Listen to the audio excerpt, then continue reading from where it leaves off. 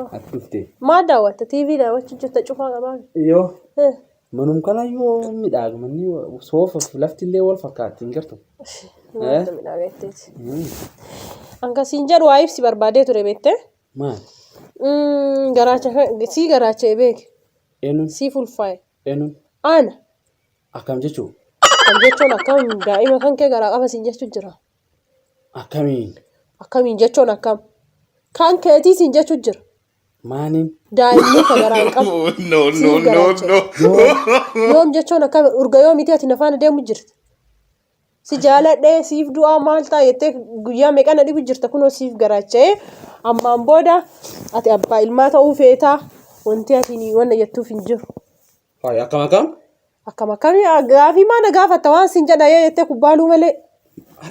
إيه أنقولهم توك ما قولهم ناسي جالس سينجي ماله ناسي يسوى ولا قرين هاكراتشو إم أكمين هاكراتشو تنتين أره أنا مو بلا نمر بعد إيش رورو نمر بعد بيتا كيس بيتا كيس daa'ima qabaachuu roorroo.